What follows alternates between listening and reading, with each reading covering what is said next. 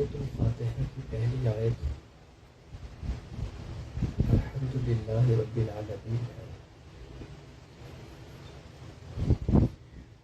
اس کا ترجمہ تمام تعریفیں اس اللہ کے لیے ہے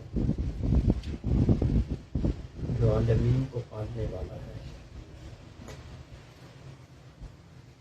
رب کہتے ہیں تربیت کرنے والی ہستی کو، پالنے والی ہستی۔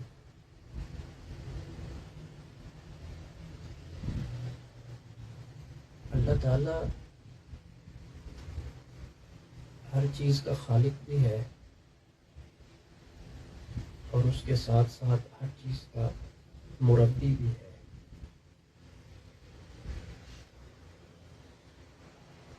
ہم عام طور پر جب یہ آیت پڑھتے ہیں ہمارا غلبہ اس سے رزق مراد لینا ہوتا ہے۔ اللہ تعالیٰ عالمین کو پالنے والا ہے، مطلب یہ ہے اللہ تعالیٰ رزق دینے والا ہے،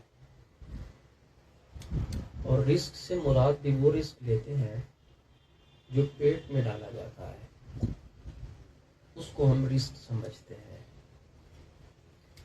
حالانکہ ہر وہ چیز ما ينتفع به، جس سے نفع حاصل کیا جاتا ہے، وہ رزق ہوتا ہے۔ تو رزق دو طرح کے ہیں، ایک جسم کا رزق ہے اور ایک روح کا رزق ہے۔ اللہ تعالیٰ عالمین کو یہ دونوں رزق عطا فرماتا ہے۔ الحمدللہ رب العالمین کا ترجمہ یہ ہے جو دونوں عالموں کو، عالمین جتنے بھی عالم ہیں اللہ تعالیٰ کے، ان کو اللہ تعالیٰ یہ دونوں رزق عطا فرماتا ہے۔ جو جیسا مانگتا ہے، جیسا طالب ہوتا ہے، اس کو وہ رزق دے دیا جاتا ہے۔ جن لوگوں کی خواہش جسم کی تندرستی، صحت اور اس کی نمود و نمائش، جسم کو موٹا اور فربا کرنا ہے، ان کی ساری زندگی کی عقل اس کھانے پینے کے درمیان پھرتی رہتی ہے، اور وہ اسی کو رزق سمجھتے ہیں۔ حالانکہ رزق روحانی بھی ہے، روح کا رزق بھی ہے۔ یہ جتنے رزق کے خزانے ہیں آپ کائنات میں دیکھتے ہیں، یہ جسم کے رزق ہے سب کے سب۔ پیٹ میں ڈالنے والا رزق بھی جسم کا ہے، بدن کے اوپر ڈالنے والا کپڑا یہ بھی رزق ہے، یہ بھی جسم کا ہے۔ پاؤں میں پہننے والا جوتا یہ بھی رزق ہے۔ ہاتھ کو بچانے کے لیے گرمی اور سردی سے جو ذرائع ہیں وہ بھی رزق ہے۔ تو پھر روح کا رزق کیا ہے اور روحانی رزق کے خزانے کیا ہے؟ جسم کا رزق تو نکل آیا زمین سے، روح کا رزق کیا ہے اور وہ کہاں سے نکلتا ہے، اس کا منبع کیا ہے؟ ایک جملہ کے اندر جن کی توجہ ہے میں ان کو صرف کہنا چاہتا ہوں، روح کا رزق اللہ کی جتنی صفات ہیں وہ سب روح کا رزق ہوتی ہیں۔ سبحان اللہ۔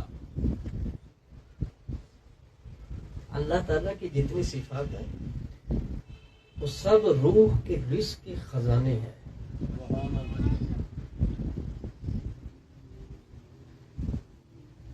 اس پر توجہ کرنی ہے، صرف اس کو سن کے تو دماغ سے خارج نہیں کرنا۔ اس بات کو بہت بڑی مہنگی بات ہے آپ کے لیے۔ رحمان یہ بھی روح کا رزق ہے، اور یہ روح کے رزق کا ایک خزانہ ہے۔ رحیم رزاق، الحکیم، الظاہر، الباطن، الغفور، یہ جتنی بھی صفات میں پڑھ رہا ہوں یہ سب خزانے ہیں. ان سے روح کا رزق نکلتا ہے. اس بات کو سمجھے، اور سبحان اللہ بھی بعد میں کریں گے. سمجھ گیا میری بات؟ ان سے روح کا رزق نکلتا ہے. کچھ لوگ وہ ہوتے ہیں جو وظائف بننے کے لیے پڑھتے ہیں، اور کچھ وہ لوگ ہوتے ہیں جو وظائف اپنے آپ کو توڑنے کے لیے پڑھتے ہیں. جو لوگ وظائف اپنے آپ کو بنانے کے لیے پڑھتے ہیں وہ لوگ ناقص ہیں، اور جو لوگ اپنے آپ کو توڑنے کے لیے وظائف پڑھتے ہیں ان کی روش کاملین کے راستہ کی روش ہے. انسان کو یہ ذہن میں رکھنا چاہیے کہ وہ خود بن کچھ بھی نہیں سکتا. اس کو چاہیے کہ وہ اپنے آپ کو توڑے، اور بننے کی ذمہ داری اللہ کی ذات پہ چھوڑ دے. لا الہ الا اللہ کا یہی ترجمہ ہے کہ انسان تو توڑ، میں تجھے بناتا ہوں. تو اپنی نفی کر، پھر میں تیرا اس بات کرواؤں گا. تو اپنا خاتمہ کر، میں تجھے بقا بخشوں گا. تو اپنے آپ کو زیر کر، میں تجھے زبر کروں گا. تو کیا پتہ چلا یہاں سے؟ جو لوگ وظائف اپنے آپ کو بنانے کے لیے پڑھتے ہیں، یہ یاد رکھیے گا کوئی وظیفہ آپ کو بنا نہیں سکتا. جو لوگ اپنے آپ کو توڑنے کے لیے وظیفہ پڑھتے ہیں یہ اچھے لوگ ہوتے ہیں، کاملین کی روش پہ یہ چلتے ہیں. ہم نے جب سے ان معاملات اور ان باتوں کو سیکھا ہے اس وقت سے اسی روش پر کوشش ہے کہ عمل جاری رہے. تو روح کا رزق، اللہ کی صفات جتنی بھی ہے یہ سب روح کے رزق کے خزانے ہیں. ان کے اندر سے روح کا رزق باہر نکلتا ہے. یہاں تک ایک بات طے ہو چکی اور اس پر ہم غور کر لیتے ہیں. کتنے وہ لوگ ہیں جو جسم کا رزق اس کے طلبگار ہیں، اور کتنے وہ لوگ ہیں جو روح کے رزق یعنی اللہ تعالیٰ کی صفات جو کہ خزانہ روح رزق ہے، وہ لوگ اس روح کے رزق کے لیے اللہ رب العزت کی صفات کی طرف رجوع کرتے ہیں. اور کتنی عجب اور عجیب بات ہے، اللہ کا نام وظیفہ کے طور پر لینے والے لوگ ان صفات سے حاصل کرتے ہیں کہ کچھ یہاں سے حاصل ہو جائے، حالانکہ حاصل کرنے سے پہلے اور پڑھنے سے پہلے ان صفات کا معنی انسان کے اندر بننا چاہیے اور انسان کو اپنا آپ بنانا چاہیے. اب ایک بندہ پڑھتا ہے یا حکیمو یا حکیمو یا حکیمو، اس کا ترجمہ ہے حکمت والا. اس کو یا حکیمو کہنے سے پہلے کی سیڑھی بتا رہا ہوں کیا ہے. یا حکیمو کو تو پڑھ رہا ہے بھائی، مگر یا حکیمو تیرے حق میں کیا ہے؟ تجھے اللہ رب العزت نے اپنی یہ جو صفات دی ہیں، خزانہ تیری روح کا تجھے دیا ہے، کیا تجھے صرف پڑھنے کے لیے دیا ہے کہ تو یا حکیمو پڑھتا چل ساری زندگی؟ اور تجھے کسی نے کہہ دیا رزق اگر بند ہو جائے تو اس کو کھولنے کے لیے یا باسطو پڑھا کر، تو آپ نے روٹی کھولنے کے لیے یا باسطو کی تصویر شروع کر دی. کیا یا باسطو پڑھنے کے لیے ہے؟ صرف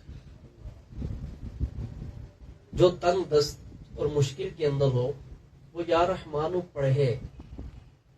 تو میں دیکھتا ہوں معاشرہ میں پڑھنے کا رواج بہت زیادہ ہے اور بننے کا رواج انتہائی کم نہیں بلکہ ہے ہی نہیں. اگر 100 میں سے کوئی ایک بندہ دنیا کے کسی کونے کے اندر اولیاء اللہ کی ایک سوچ لے کر بیٹھا ہوا ہے، تو وہ اگرچہ ایک ہی بہت بڑی انجمن ہے اور وہ بہت بڑی کائنات ہے، وہ ایک بندہ ہی وہ اس کائنات کے اندر بہت بڑی، وہ خود بھی کائنات ہے۔ کائنات باہر نہیں ہوتی، کائنات انسان کے اندر ہوتی ہے۔ آباد ہو جائے اندر سے، اس کو باہر کی رونقوں کی ضرورت نہیں رہتی۔ معذرت کے ساتھ ناراض نہ ہوئیے گا، ہم اس وجہ سے بھی الجھن میں ہیں، ہماری اندر کی کائنات نہ صرف اجڑ چکی ہے بلکہ پوری طرح برباد ہو چکی ہے، جس کے لیے ہم لوگ اپنی خوشی، اپنا سکون اور اپنا اطمینان لینے کے لیے کبھی پہاڑ دیکھنے جاتے ہیں تو کبھی پانی دیکھنے جاتے ہیں، کبھی پھول دیکھنے جاتے ہیں تو کبھی سڑکیں دیکھنے جاتے ہیں، کبھی ہم خوشی لینے کے لیے، کبھی ہم کسی چیز کو دیکھتے ہیں تو کبھی کسی چیز کو۔ پوری طرح جن لوگوں کے باطن کی دنیا خراب ہو چکی ہو اور برباد ہو چکی ہو، ان لوگوں کو سکون لینے کے لیے دنیا دیکھنی پڑتی ہے۔ دنیا میں کوئی چیز دکھے اور مجھے خوشی حاصل ہو جائے۔ اور جن کو اللہ تعالیٰ اندر کی کائنات کی آبادی دے دیتا ہے، جن کا اندر آباد ہو جاتا ہے، ان کو باہر تو کیا، ان کو اپنا آپ بھی نظر آنا ختم ہو جاتا ہے، اپنے آپ سے فنا ہونا شروع ہو جاتے ہیں۔ اپنا جسم، اس جسم کے تقاضے، حرام تو اڑ جاتا ہے نا بالکل ہی، حلال کو بھی وہ بہت حد تک کیا بلکہ چھوڑنے کے قریب ہو جاتے ہیں، چھوڑ دیتے ہیں اس کو اللہ کو راضی کرنے کے لیے۔ تو جن لوگوں کو اللہ تعالی بننے کی توفیق دیتا ہے، یہ لوگ کارگر ہوتے ہیں دوسرے لوگوں کے لیے۔ اللہ کی جتنی صفات ہے، آپ لوگ صرف اس کو تسبیح کے اوپر پھیرنے کے لیے نہ رکھو، ان صفات کا معنی سمجھنا چاہیے، اور سمجھ کر اس کا ایک درجے کا مفہوم انسان میں بھی اللہ تعالیٰ دیکھنا چاہتا ہے۔ اب حکمت کیا ہے؟ اللہ حکیم ہے نا۔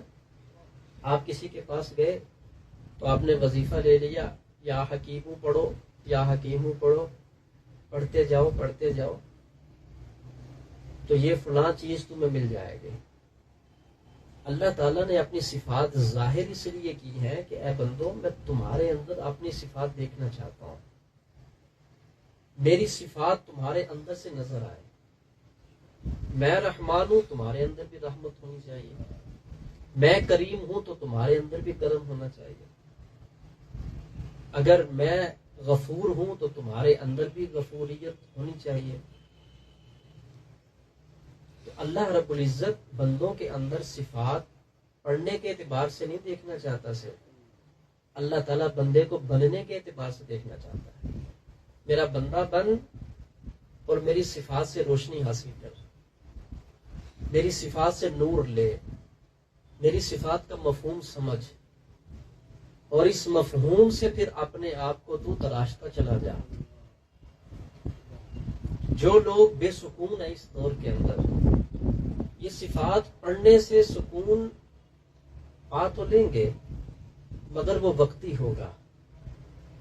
اگر صفات اپنے اندر پیدا کرنے کی کوشش کرو گے تو یہ وقتی نہیں ہوگا، یہ دائمی ہوگا، اس کو زوال نہیں ہوگا۔ پھر اللہ کرے آپ میں سے کوئی ایسا مقدر والا ہو جس کی کبھی کسی ولی سے ملاقات ہو جائے اور پتہ بھی اس کو ہو کہ یہ ولی ہے۔ ملاقات تو بہت ساروں کی ہوتی ہے مگر علم نہیں ہوتا۔ ملاقات ہونا ایک نعمت ضرور ہو سکتا ہے مگر علم کے بعد ملاقات ہونا بہت بڑی نعمت ہے۔ ساری زندگی ولی کی صحبت میں گزر جائے اور پتہ ہی نہ چلے کہ یہ ولی تھے، تو اللہ نے تیرے اوپر پردہ رکھا، کیونکہ رب راضی نہیں تھا کھولنے کے لیے۔ اور جس خوش نصیب کو یہ معلوم ہو جائے کہ یہ ہستی اللہ کی ولی ہے، اللہ کے برگزیدہ بندوں میں سے ہے، تو اے بندے اتنی بڑی خوش نصیبی ہے کہ رب تعالیٰ نے یہ جو پردہ کھولا ہے تیرے اوپر، اس نے کھولا کیوں ہے؟ اس نے اس لیے کھولا ہے، اے بندے دیکھ، میں نے تجھے بتا دیا ہے کہ یہ میرا ولی ہے، اور اب میں نے تجھے اس بندے کا ولی ہونا اور ولایت میں نے تیرے اوپر ظاہر کی ہے، اب تیرا کام ہے کہ تو میرے بندے کے قدموں میں پڑا رہے، اس سے حصول فیض کرتا رہے، اور جیسے یہ میرے بارگاہ کے اندر مرتبہ ولایت میں پہنچا ہے، اگر میں تیری بہتری نہ چاہتا تو میں کبھی بھی اپنے بندے کا راز نہ کھولتا۔ بڑے بڑے پہلو میں رہنے والے لوگ جان نہیں سکتے، بعد میں پتہ چلتا ہے یہ ہستی کون سی تھی۔ تو گویا کہ ان کو پتہ نہ چلنا اللہ کی رضا ہی نہیں تھی ان کے لیے، اللہ ان پہ راضی نہیں تھا کہ میرے بندے کی یہ صفت اور میرے بندے کا یہ مقام میں اس کو بتاؤں، اس کو پتہ چلے، اللہ راضی ہی نہیں تھا۔ اور جن پر رب راضی ہوتا ہے، رب تعالیٰ ان کو اپنے پہلے تو بندے کے مقام دکھاتا ہے، اور پھر بندہ اپنے رب کے مقام بتاتا بھی ہے، دکھاتا بھی ہے، اور اس کی معرفت بھی عطا کرتا ہے۔ اگر آپ اس پر غور کرنا چاہتے ہیں تو یہ گفتگو بعد میں سننے والی ہے، ابھی تک جو حاصل ہو رہا ہے اس کو ذہن میں بٹھاتے چلے جائیں آپ۔ تو اللہ رب العزت اور بندے کے درمیان اگر آپ مناسبت دیکھیں تو کوئی بھی نہیں ہے، وہ نور ہے، اور یہ حقیقت کے اعتبار سے بشر ہے۔ اس کے اندر جب تک نور پیدا نہیں ہوگا تب تک یہ رب تعالیٰ کا قرب حاصل نہیں کر سکتا، اور اللہ رب العزت کا قرب حاصل کرنے کے لیے اس کی صفات کو پڑھنے سے پہلے اس کی صفات اپنے اندر پیدا کرنی پڑے گی۔ جو صفات پڑھتا تو ہے مگر صفات پیدا نہیں کرتا۔ غور کریں اس جملے کے اوپر، صفات کو پڑھی جا رہا ہے، پڑھتے جا رہا ہے، مگر صفات کو پیدا نہیں کرتا۔ تو پڑھنا اور چیز ہے، پیدا کرنا اور چیز ہے۔ کامیاب وہ انسان ہے جو پیدا کرتا ہے اپنے اندر۔ اب آپ خود دیکھیں، ہماری الجھنیں اور ہمارا الجھاؤ جتنا بھی ہے، جتنا بھی الجھاؤ اور جتنی بھی الجھنیں ہیں، وہ سب کی سب وہ غیر ضروری ہے۔ آلموسٹ، تقریباً، موسٹلی ایسا ہے، اکثر ایسا ہے۔ ایک جملہ لوگوں میں بولا جاتا ہے، لوگ کہتے ہیں اللہ کے ہر کام کے اندر حکمت ہوتی ہے، میں بھی یہی کہتا ہوں، مگر آج تک کیا یہ پتہ ہے ہمیں کہ یہ تو ہم کہتے ہیں کہ اللہ کے ہر کام میں حکمت ہوتی ہے، یا ہمیں یہ پتہ ہے کہ اللہ کا کام کون سا ہے اور اللہ کا کام کون سا نہیں ہے؟ یہ تو ہم کہہ لیتے ہیں کہ اللہ کے کام میں حکمت ہے، کیا تجھے یہ پتہ ہے کہ یہ اللہ کا کام ہے اور یہ اللہ کا کام نہیں ہے؟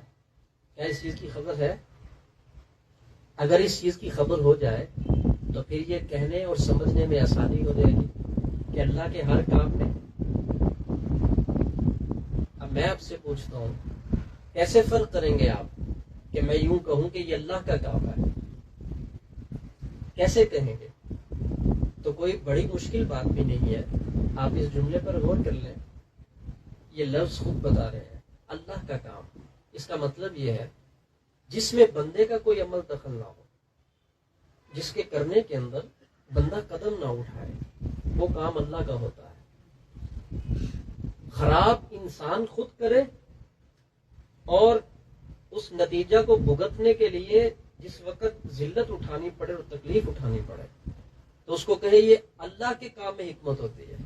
کام تو تیرا تھا اور تو نے ڈالا رب تعالیٰ کے اوپر، خرابی تو نے خود کی ہے اور اس کو اللہ کا کام کہہ کے تو حکمت کے حوالے کر رہا ہے۔ آج ایک بندہ گناہ کرے اور گناہ کر کے یہ کہے یہی جملہ جو میں نے ابھی کہا، تو پھر سوال ہی نہیں بنتا کل بروز قیامت رب تعالیٰ کا بندے سے پوچھنے کا، اے بندہ یہ تو نے کام کیا کیوں ہے؟ تو ہر کام اللہ کا نہیں ہے، ہر کام، سمجھنے کی باریک بات ہے یہ۔ اللہ کا وہی کام ہے اے بندے جس میں تیرا کوئی دخل نہیں ہے، جو تو نہ کرے صرف اللہ ہی کرے، وہ اللہ کا کام ہے، اور جب وہ ہو تو پھر اس میں حکمت ہے، اور اس میں بہت بڑی حکمت ہے۔ اور اللہ تعالیٰ جو کرتا ہے کسی کے لیے، وہ کرتا بندے کی بھلائی کے لیے ہے، کرتا بندے کے اچھائی کے لیے ہے، اور کرتا انسان کے سکون کے لیے ہے۔ ایک مثال دیتا ہوں، اللہ تعالیٰ نے رزق بانٹا ہے کائنات کے اندر، کسی کو تھوڑا دیا ہے، کسی کو زیادہ دیا ہے، یہ ہے اللہ کا کام، اس میں حکمت ہے۔ اس کو کہو کہ یہ اللہ کا کام اور اس میں حکمت ہے۔ اللہ تعالیٰ نے کسی کو اولاد دی ہے، کسی کو نہیں دی ہے، اس کو کہو کہ یہ اللہ کا کام ہے، اس میں حکمت ہے۔ کسی کو بیٹے دیے، کسی کو بیٹیاں دی ہیں، کسی کو کچھ بھی نہیں دیا، اس کو کہہ کہ یہ اللہ کا کام ہے اور اس میں حکمت ہے۔ کسی کو اللہ تعالیٰ نے بہت زیادہ مال دیا اور کسی کو رب تعالیٰ نے بالکل ہینڈ ٹو ماؤتھ رکھا ہے، اس کو کہہ کے یہ اللہ کا کام ہے اور اس میں حکمت ہے۔ جس وقت انسان یہ فرق سمجھ لے، یہ کب بولنا ہے کہ یہ اللہ کا کام ہے اور اس میں حکمت ہے، اور یہ کب بولنا ہے کہ یہ میرے نفس کی اپنی بربادی اور شامت ہے، اور یہ میرے نفس کا خود یہ ایک حملہ ہے میرے اوپر، اور اس کے نتیجہ کے اندر یہ ذلت تکلیف مجھے اٹھانی پڑی۔ جب ان دونوں باتوں کا فرق انسان سمجھ لے گا، یہ کہاں سے ہے اور یہ کہاں سے ہے، اس کو زندگی گزارنے کے اندر بہت آسانی ہو جائے گی۔ اب آپ دیکھ لیں، جو کام اللہ کے ہے، اللہ رب العزت تم سے کبھی مشورہ نہیں کرے گا، کبھی نہیں مشورہ کرے گا۔ کیوں؟ کیونکہ انسان کا تعارف ہے انہ کان ظلوما جہولا، یہ جاہل بھی ہے، یہ ظالم بھی ہے۔ وکان الانسان ضعیفا، یہ کمزور بھی ہے۔ جس میں ظلم بھی ہو، جس میں جہول بھی ہو، جس میں ضعف بھی ہو، تو اللہ تعالیٰ اتنے بڑے کام اس کے حوالے کرے گا، یہ تو فیصلہ کر لے۔ بلکہ اس کے ذمہ کیا ہے کہ تو فیصلہ نہیں کر سکتا، تو میرے فیصلے کو تسلیم کر، تجھے میں تسلیم دیتا ہوں، اور یہی تیرا ایمان ہے۔ ساری زندگی بہت محنت کی اور پھر بھی اس کو دنیا کی اتنی دولت حاصل نہیں ہوئی، اللہ کا کام ہے، اس کی حکمت ہے، اس کی اس میں کوئی حکمت ہے۔ تجھے اس نے بہت مال نہیں دیا، بہت سارے ایسے لوگ ہیں وہ زیادہ محنت بھی نہیں کرتے، ان کو اللہ بہت دنیا کی دولت دیتا ہے، اللہ کا کام ہے، اس میں حکمت ہے اس کی۔ تو رب تعالیٰ نے جو کام اللہ رب العزت نے خود اپنی حکمت، اپنے علم کے ساتھ جو فیصلے کرنے تھے کر دیے، اس میں اللہ تعالیٰ نے کسی سے مشورہ نہیں کرنا۔ اس میں انسان تڑپے، روئے، شکوہ کرے، گلہ کرے، تکلیفیں ظاہر کرے، جو کچھ مرضی کرے، اللہ اپنے فیصلے کبھی نہیں بدلتا۔ کیوں؟ اس وجہ سے کہ جب کل بروز قیامت اللہ تیرے سامنے اس کی حکمت کھولے گا نا، پھر تیری آنکھیں کھلیں گی کہ تجھے اگر میں نے اولاد نہیں دی تھی تو اس کی حکمت کیا ہے، اگر میں نے تجھے صرف بیٹیاں دی تھی تو اس کی حکمت کیا ہے، اگر میں نے تجھے بہت محنت کی اور تجھے اتنا دنیا کا مال نہیں دیا، اور تیرے برابر میں چلنے والے لوگوں کو میں نے تجھ سے آگے نکال دیا ظاہر میں، اللہ کل بروز قیامت جب اگر حکمت وہ پسند فرمائے تو کھول دے، پھر تیری آنکھ کھلے گی اس میں حکمت خدا بندی کیا تھی۔ اب انسان کی شادی کہاں ہونی ہے،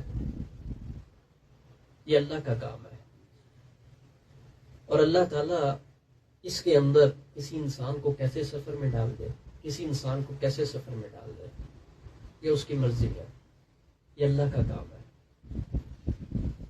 اور اس میں حکمت ہے۔ یہاں پر کہو کہ اللہ کے کاموں میں ایک بندہ خود کسی کام کو خراب کرنے کے اندر اقدامات کرتا ہے، اور جب وہ کام خراب ہو جائے تو وہ بچنے کے لیے کہے اس میں اللہ کی حکمت ہے کوئی، اس میں اللہ کی حکمت نہیں، وہ تو بات کی بات ہے، اس میں تیری بد تدبیری ہے کہ تجھے تدبیر نہیں کرنی آئی۔ جب انسان کسی کام کو کرنے کے پورے ذرائع استعمال کر لے پھر بھی وہ کام نہ ہو، ہم نے اپنے بزرگوں سے سیکھا ہے، پھر اس کو اللہ کے حوالے کر دو بس، اس میں حکمت کوئی چھپی ہوئی ہے اللہ تعالیٰ کی، اللہ تعالیٰ نے اس میں کچھ چھپا کے رکھا ہے، وہ تیرے فائدے کے لیے ہے، کیونکہ تو نے وہ سارے اسباب تو اکٹھے کر لیے اس کام کو کرنے کے۔ جب ایک کام نہیں ہوتا نا، انسان انسانوں سے ملتا ہے، وہ اس کو بتاتا ہے کہ تو یوں کر، وہ بھی کام کر، وہ بھی سبب اپنا لیتا ہے، پھر کسی اور عقل مند سے ملتا ہے، وہ اس کو تیسرا سبب بتاتا ہے، وہ کسی اور عقل مند کو ملتا ہے، وہ اس کو چوتھا سبب بتاتا ہے۔ جب اس کام کے سارے اسباب پورے ہو جاتے ہیں، کبھی کام ہو جاتا ہے اور کبھی نہیں ہوتا۔ اگر کام ہو جائے تو اس کا مطلب یہ ہوتا ہے تجھ سے کوئی سبب چھوٹ رہا تھا، اور اللہ تعالیٰ نے اپنا بندہ ملا کر تجھے اس سبب کا علم دے دیا، اور جب تجھے اس کا علم ملا تو وہ کام ہو گیا، اور جب تو نے اس کام کے سارے اسباب اپنا لیے پھر بھی کام نہیں ہو رہا، بس پھر خاموش ہو جا، اس میں میرا ہی فائدہ ہے، پھر پریشانی چھوڑ، تکلیف چھوڑ اپنی، پھر یہ کہ اس میں میرا ہی فائدہ ہے، اور اللہ کی حکمت اس میں کوئی نہ کوئی چھپی ہوئی ہے۔ اس وجہ سے میں نے تو ساری محنت کر لی، اسباب سارے اپنا لیے، کام نہیں ہو رہا پھر بھی، تو پھر اب یہ کہہ کہ اس میں اللہ کی کوئی حکمت ہے، یہ وہ ٹائم ہے کہنے کا۔ تو جملے بول لینا کتنا کو آسان اور کتنا کو مشکل ہے، زبان ہلاؤ تو جملہ نکل آتا ہے، لیکن جملے کو سمجھنا یہ زبان سے نہیں ہوتا، یہ دانش مندی اور عقل مندی سے ہوتا ہے۔ اللہ کرے یہ گفتگو جو میں نے عرض کی ہے یہ سمجھ آ جائے۔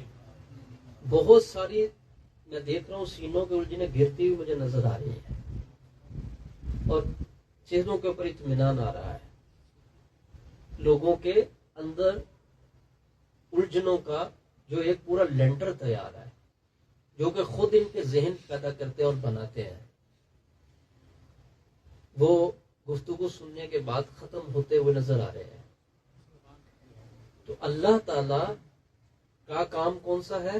جو اللہ کا ہے اس میں بندہ اندر نہ ہو، اور جہاں بندہ ہوتا ہے اور وہ خرابی خود کرے تو اس کا نتیجہ تو خراب آئے گا، پھر یہ اللہ کا نہیں ہے، چونکہ اندر تو ہے، اب یہ تیرا کام ہے، تو اپنی خرابی ٹھیک کر، اللہ تعالیٰ اپنے کرم کا منہ، اپنی رحمت کا رخ تیری طرف کر دے گا۔ اب آپ خود غور کر لیں، ہماری زندگی کے اندر کتنے وہ کام ہیں کہ جو اللہ کے ہیں، اور کتنے وہ کام ہیں جو اللہ نے ہمارے سپرد کیے ہیں اور ہم نے خراب کیے ہوئے ہیں۔ دو بڑی مثالیں دے کر آگے چلتا ہوں۔ نمبر 1، اللہ تعالیٰ نے بندے کو یہ حکم دیا کہ تیری آخرت جو ہے وہ تیرے عمل سے ٹھیک ہوگی، وہ تیری محنت سے ٹھیک ہوگی۔ اس کو ہم نے اللہ پہ چھوڑ دیا ہے، اللہ خیر کرے گا۔ اور اللہ رب العزت نے فرمایا کہ تیرے رزق کا ذمہ میری ذات کے اوپر ہے، اس کی ساری پریشانی انسان نے اپنے اوپر لے لی۔ تو بندے کا کام جو تھا وہ ٹوٹل اس نے اپنے عمل سے نکالا اور اللہ پہ چھوڑ دیا، اور اللہ کا جو مکمل کام تھا، جو اللہ کی تقسیم تھی، جو اللہ تعالیٰ نے تدبیر کی ہوئی بندے کے لیے، اس کے لیے یہ تکلیف میں بھی ہے اور پریشانی میں بھی ہے۔ تو جو لوگ اللہ کے کاموں کے اندر ہاتھ ڈالتے ہیں پریشانی لازم ہے، اور جو لوگ اللہ کے کاموں میں ہاتھ نہیں ڈالتے، انسان بن کے انسانیت کے معیار پر رہتے ہیں، تکلیف ان کو چھوئے گی بھی نہیں۔ اللہ کے جتنے ولی گزرے ہیں ان کی زندگی میں اونچ نیچ جتنی یہ ہماری زندگی میں ایسی ایسی ہوتی نا، جیسے جیسے اونچ نیچ ہوتی بندہ بھی ایسے ایسے ہوتا رہتا ہے، کبھی یہ کبھی یہ، کبھی یہ لیول کبھی یہ لیول۔ یہ پتہ کیوں ہو رہا ہے؟ یہ اس وجہ سے ہو رہا ہے کہ ہمیں پتہ نہیں ہے کہ اللہ کا کام کون سا ہے اور میرا کام کون سا ہے۔ جو اللہ کا کام ہے اللہ نہیں کر رہا، میں اس میں بھی کروانا چاہتا ہوں۔ جو اللہ کی مرضی ہے خالص، میں وہ بھی چاہتا ہوں میرے حق میں ہو، اور اگر نہیں ہو رہا تو میں اس کے لیے پریشان ہوں۔ تو اس وجہ سے یہ انسان کا لیول اوپر نیچے ہو رہا ہے۔ رزق یاد رکھیے گا، جتنے دانے اللہ نے تقسیم کر دیے ہیں ایک بھی زیادہ نہیں ہوگا، اور جتنی عمر کی گھڑیاں اللہ نے تقسیم کر دی ہیں ایک لمحہ بھی آگے نہیں ہوگا، اور وہ اتنا عادل ہے کہ ایک لمحہ پیچھے بھی نہیں کرے گا، نہ آگے کرے گا نہ پیچھے کرے گا۔ اللہ کے کام ہے۔ کوئی بندہ ہمیں دکھ بھی رہا ہے، نظر بھی آ رہا ہے کہ یہ موت کے قریب ہے، ہمیں اس کو بچانے کے لیے تدبیر تو کرنی چاہیے کہ اس تکلیف سے نکل آئے، مگر یہ لفظ سن کر کہ کہیں یہ مر نہ جائے، یہ تو رب کا کام ہے، اس نے تو مرنا ہی مرنا ہے، تو کیسے بچا سکتا ہے؟ یہ تو اللہ کا کام ہے، تیرا تو کام نہیں ہے۔ یہ تیرا کام صرف اتنا ہے کہ جو اللہ تعالیٰ نے تجھے اسباب کا مقید کیا ہوا ہے تو اسباب کے اندر رہ، تو اسباب پورے کر، تو نے کر لیے۔ بعض لوگ کہتے ہیں اگر یہ مر گیا تو میرا کیا بنے گا؟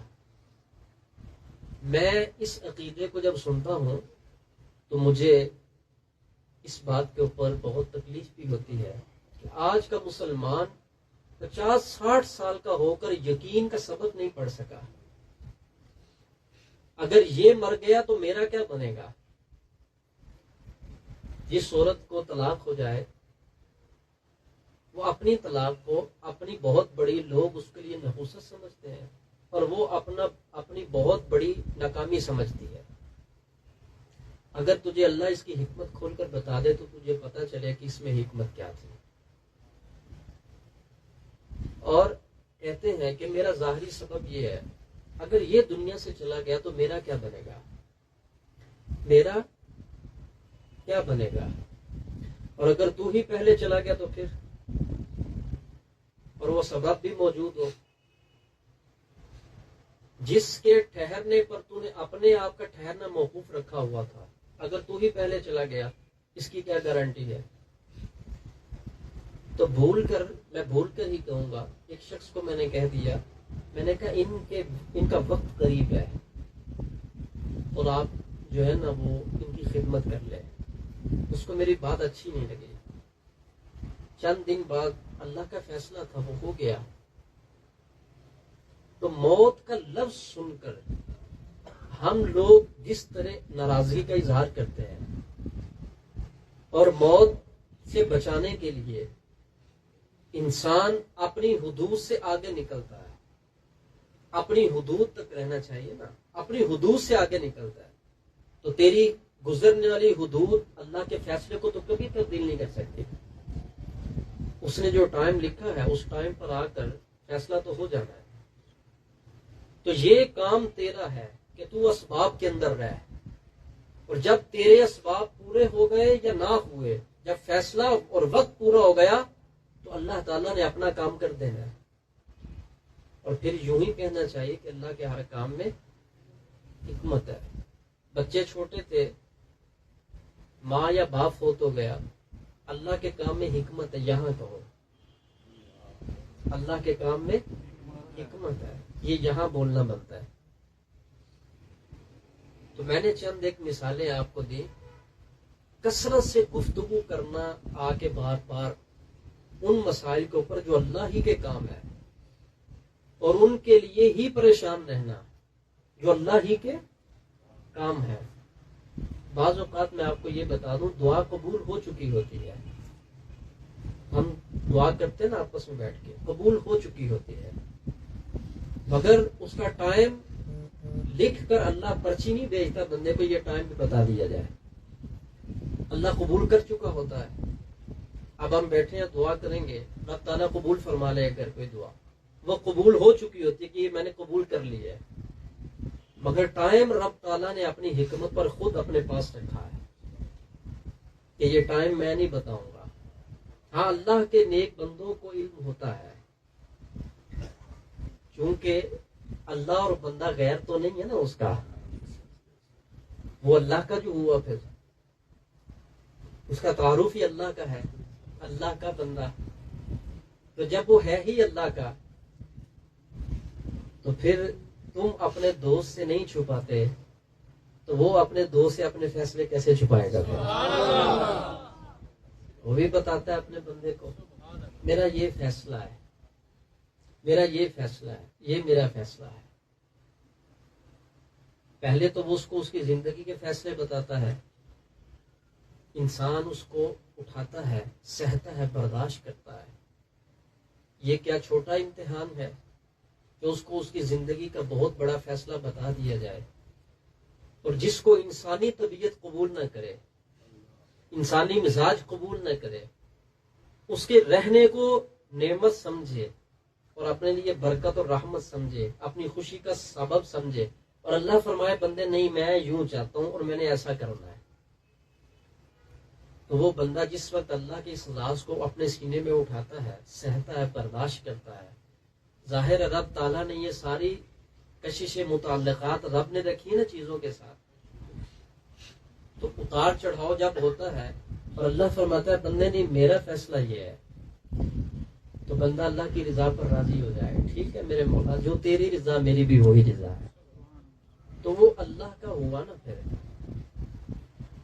تو ہر ایک کے رازدان ہوتے ہیں، اللہ کے رازدان اللہ کے بندے ہیں، اس لیے بھی اللہ کے بندوں کے قریب رہا کرو، وہ تمہیں اپنی جو کامل لوگ ہوتے ہیں جن کا قلب شیشہ ہوتا ہے، سینہ صاف ستھرا ہوتا ہے، تمہیں ابو اور امی جو مشورہ دیں گے نا وہ اپنے تجربہ سے دیں گے، تمہیں کوئی ماہر بندہ مشورہ دے گا نا وہ اپنے گزرگاہ سے مشورہ دے گا، میں یہاں سے یوں گزرا ہوں، لیکن یاد رکھنا اور پلے باندھ لے میری بات، اللہ کا بندہ جو صحیح بندہ ہے جب وہ تجھے مشورہ دے گا وہ تجھے تجربے سے مشورہ نہیں دے گا، وہ تجھے اپنے علم سے مشورہ نہیں دے گا، وہ تجھے اللہ رب العزت کے فیصلہ کے بعد مشورہ دے گا۔ وہ اللہ کا جو بندہ ہے تو اس نے پھر اللہ کی بات ہی کرنی ہے نا، اور اگر اس کے پاس کوئی بات ہوگی تیرے لیے فائدہ مند اس ٹائم میں وہ تجھے بتا دے گا، اگر نہیں ہوگی وہ خاموش ہو جائے گا، وہ اللہ کا جو بندہ ہوا۔ تو رب کے بندوں کے پاس رہنے کے کتنے فائدے ہیں، وہ جب بات کریں گے تو وہ بات اللہ کی کریں گے۔ کیسے؟ ایک علم وہ ہوتا ہے، ماشاءاللہ اتنے لوگ بیٹھے ہیں، میں آپ کو ایک اور بات عرض کرتا ہوں، ایک علم وہ ہوتا ہے جو کتاب کا ہوتا ہے، ایک علم وہ ہوتا ہے جو سینے کا ہوتا ہے۔ کتاب کا علم فلٹر کرنے کی ضرورت ہوتی ہے، مگر جو ڈائریکٹ پیور سینے کے اوپر سے آتا ہے اس کو فلٹر کرنے کی ضرورت نہیں ہوتی۔ اللہ فرماتا ہے یہ سینے میں اتارا تو زبان پر لا، یہ بتا دے یہ میرا ہی فیصلہ ہے۔ اب اس کے اندر کتاب پڑھنے کی ضرورت نہیں ہے، تو بتاؤ ہو پھر ایک کتاب کا علم ہے اور ایک دوستی کا علم ہے، اور جو دوستی کا علم ہوتا ہے وہ پیور علم ہوتا ہے، بالکل فلٹر، ٹھیک ہے، اس کے اندر کوئی ذرہ ایسا نہیں ہوتا ہے۔ تو کتاب پڑھنے کے بعد جب تک تجھے پیر نہیں ملے گا تیرا علم فلٹر نہیں ہوگا۔ بہت ساروں کی کتابوں کے علم نے ان کے دماغ کے اوپر ایسا سحر کیا ہوا ہے کہ ان کو آج تک اللہ کی معرفت کیا ان کو تو اپنا ہی نہیں پتا، اور بہت سارے ایسے لوگ ہیں جنہوں نے ساری زندگی کبھی کتاب کو ہاتھ بھی نہیں لگایا، اللہ ان سے باتیں کرتا اور وہ رب کی باتیں جب لوگوں کو بتاتے ہیں جیسے وہ باتیں بتاتے ہیں بیائی نہیں وہی فیصلہ خدا بندی بھی ہوتا ہے۔ تو جو فیصلہ اور جو علم بالکل فلٹر ہو کر اترتا ہے نا، اس کا خواہش مند بن، کتاب کا نہیں بن۔ اور وہ کیسے ملتا ہے؟ میں نے آیت پڑھی نا، اللہ فرماتا ہے جس کو میں حکمت دوں میری مرضی ہے، اور یہ میری مرضی جس کے بارے میں پوری ہو جائے اس کے لیے تو بہت بڑی خیر میں نے دے دی، اس کو تو میں نے خیر کثیر عطا کر دی۔ تو کتاب کا علم پڑھانے کے لیے بچوں کو کتنی محنت کر رہے ہو آپ کے اوپر بدگمانی نہیں کر رہا، معاشرہ جو ہے نا، معاشرہ اس کے اعتبار سے فیصلہ اب کرنے لگا ہوں۔ آپ میری باتیں سنیں گے بھی مگر آپ عمل نہیں کر سکتے ساری باتوں پر۔ کیوں؟ اس لیے کہ آپ کو گھر سے عمل کرنے نہیں دیا جائے گا، معاشرہ عمل کرنے نہیں دے گا، خاندان عمل کرنے نہیں دے گا، اس لیے کہ سوچ نہیں ہے نا، ایک فکر ایک نہیں ہے، جس وجہ سے انسان کہیں نہ کہیں جکڑ کے اندر ہے۔ اب تجھے سمجھ آیا کہ نبی پاک کی وہ بات کی حکمت، کہ حضور نے فرمایا جب تو شادی کرے تو دیندار سے کر، اور دیندار وہ نہیں ہوتی جس نے درس نظامی کا کورس کیا ہوتا ہے اور جس نے ترجمہ کیا ہوتا ہے۔ ہمارے ہاں وہ دینداری ہے، جو نماز پڑھتا ہے وہ دیندار ہے، جو قرآن پڑھ چکا ہے وہ دیندار ہے، جو قرآن کا ترجمہ کر چکا ہے وہ دیندار ہے۔ نہیں، جو اپنے آپ کو پڑھنا سمجھتا ہے اور اپنے ہی عیب دیکھنا سمجھتا ہے، کسی کو دیکھنا گوارا نہیں کرتا، وہ دیندار اور وہ پڑھا لکھا ہے۔ جس کو اپنی سمجھ ہے اور اپنا آپ ہی پڑھنا جانتا ہے، وہ کسی کو ریڈ نہیں کرتا، یہ ہے دینداری۔ اور یہ آنکھیں اللہ تعالیٰ نے ہمیں دی تھیں کس وجہ سے؟ کہ ہم اپنا آپ دیکھیں۔ ہم نے ساری زندگی ان کو جھکایا نہیں، اٹھا کے رکھا ہے۔ تو جب ہم نے ان کو اٹھا کر رکھا، اس کے نقصانات کیا کیا ہوئے پھر آپ خود دیکھ لیں۔ اللہ اکبر۔ تو اللہ تعالیٰ کی جتنی صفات ہے وہ ساری کی ساری صفات روح کے خزانے ہیں، اور ان کو پڑھنے سے پہلے ان صفات کو اپنے اندر بنانا ہوگا۔ نبی پاک علیہ السلام کا فرمان، میں جب اسٹوڈنٹ تھا نا، پڑھتا تھا، اس وقت تو مجھے اتنا سمجھ نہیں آ رہا تھا۔ تخلقوا باخلاق اللہ، کہ حضور کا فرمان ہے اللہ کے اخلاق اپنے اندر اپناؤ۔ میں نے کہا اللہ کے اخلاق بندہ کیسے اپنا سکتا ہے، اور اللہ کے اخلاق کون سے ہیں جو بندہ اپنائے گا؟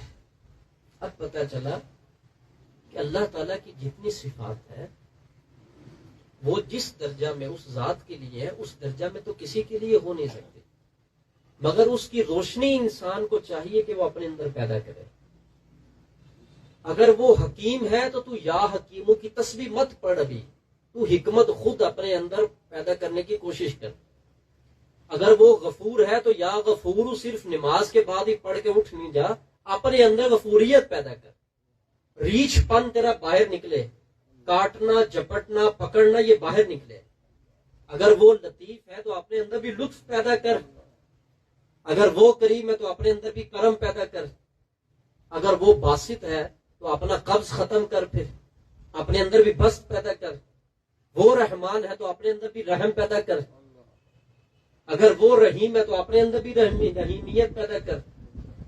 تو ہماری مساجد کے اندر دیواروں ٹائلوں کے اوپر دعائیں لکھی ہوئی ہیں پڑھنے کے لیے۔ میں یکسر اس سے اختلاف کرتا ہوں، یہ کسی ولی کی کوئی تعلیم ایسی نہیں ہے، یہ صرف رواج اور رسم ہے۔ لکھی ہوئی ٹائلیں لگا دو اور دعا لکھی ہوئی ہے۔ اللہ کرے یہ جتنے آپ لوگ بیٹھے ہیں کسی ایک کو میری بات سمجھ آ جائے تو میں سمجھوں گا کہ میری بات کا حق ادا ہو چکا ہے۔ صفات پڑھنے سے پہلے صفات اپنانے والے بنو، اور صفات اگر آپ پوچھیں کہ بنائے کہاں جا کر، میرے پاس وہ ٹائم نہیں ہے، میں کہاں سے جا کر سیکھوں، میرے پاس وہ علم نہیں ہے، تو اسی لیے تو تمہیں کہتا ہوں کیا ہوتا ہے تحریک روزۃ الاسلام کے پلیٹ فارم پر ہفتہ وار اس محفل میں آؤ، انشاءاللہ اللہ تعالیٰ کی صفات کا نور پلایا بھی جائے گا اور اس کے مطابق تمہیں بنایا بھی جائے گا، اس کے مطابق تمہیں بنایا بھی جائے گا۔ تو آپ بننے کے لیے تو تیار ہو جاؤ، تیار ہم انشاءاللہ۔ تو آج کا بہت بڑا پوائنٹ جو ہمیں لے کر جانا ہے وہ یہ ہے کہ ہمیں اس بات میں فرق کرنا ہے کہ اللہ کا کام کون سا ہے، اور اس کام کے اندر آج سے پریشانی چھوڑ دو. جو اللہ کا اس میں پریشانی ختم کر دو، اور جو اپنی وجہ سے خراب ہے اپنی خرابی دور کرو، اور نتیجہ اللہ پہ چھوڑ دو. یہ دو باتیں ہیں، ان کو الگ کر لیں ہم. یہ میری بات جس جس کو سمجھ آئی، میں چاہتا ہوں کہ برکت کے لیے وہ ہاتھ تو کھڑا کر کے مجھے بتائے ذرا. ماشاءاللہ. تو اللہ رب العزت کے کاموں میں یہ ایک میں وظیفہ دے دوں آپ کو. آپ کی الجھنیں ختم نہیں ہوتی نا، یہ میں وظیفہ دے رہا ہوں الجھن ختم کرنے کا. فرق کرنا نہ بیٹھ کے آج، اور فرق کرنے سے پہلے باوضو ہو جانا، میرے پیارے آقا صلی اللہ علیہ وسلم کی ذات پر 12 مرتبہ درود شریف پڑھنا، خوشبو لگانا، اور اللہ تعالیٰ سے مدد مانگنا. اے اللہ، میں تیرے سے راضی ہونے کی تیاری کرنے لگا ہوں، میرے اوپر واضح کر دے کام تیرے کون سے ہیں، اور میری خرابی کی وجہ سے خراب کون سے ہیں. اللہ تعالیٰ ضرور یہ کاموں کو پھر کھولتا جائے گا. روز کا اگرچہ ایک کھلتا جائے، تکلیف ختم ہوتی جائے گی. ہمیں تو مہنگائی نے پکڑا ہوا ہے نا، مہنگائی بہت ہے، جہاں بیٹھ جو مہنگائی بہت ہے، جہاں بیٹھ جو تکلیف بہت. یہ جتنا بھی معاشرہ سب مایوس معاشرہ ہے، سب مایوس معاشرہ ہے. مایوس معاشرے میں بیٹھنے والا وہ کیسے تندرست ہوگا؟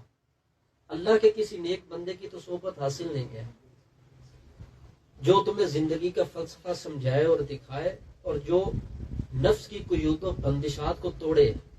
وہاں تو رابطہ نہیں ہے. تو یہ فیصلہ ہے آج ہم نے کیا نا، آج اس پر غور کریں گے ہم. جو اللہ تعالیٰ کے کام ہے، میں نے اس کی بھی مثالیں آپ کو دے دی ہیں. غربت اور امیری اللہ کا کام ہے. یہ تو یہاں پر بیٹھ کے ہی ہم نے سیکھ لیا ہے. اب اس کے اندر ہاتھ نہیں ڈالنا تم نے اللہ کے پاس. اس کی وجہ سے محنت کرو، اسباب پورے اپناؤ، تدبیر کرو. اللہ جہاں روک دے، جس وقت تک روکے رکھے، بدگمان مت ہو. وہ یہ سوچو کہ یہ جتنا ٹائم گزر رہا ہے یہ ہے سب میرے لیے بہتر ہے. کیوں؟ میں نے ترمذی کی ایک حدیث پڑھی، بولا حدیث میں جب پڑھتا تھا، حضور علیہ الصلوۃ والسلام نے ارشاد فرمایا، ان حسن الظن باللہ تعالی من حسن عبادت اللہ عز وجل. فرمایا سب سے اچھی عبادت اللہ تعالیٰ کے ساتھ اچھا گمان رکھنا ہے.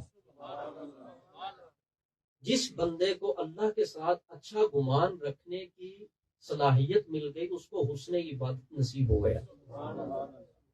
ناراض ہے نا کتنا معاشرہ اللہ کے ساتھ، کتنا معاشرہ ناراض ہے.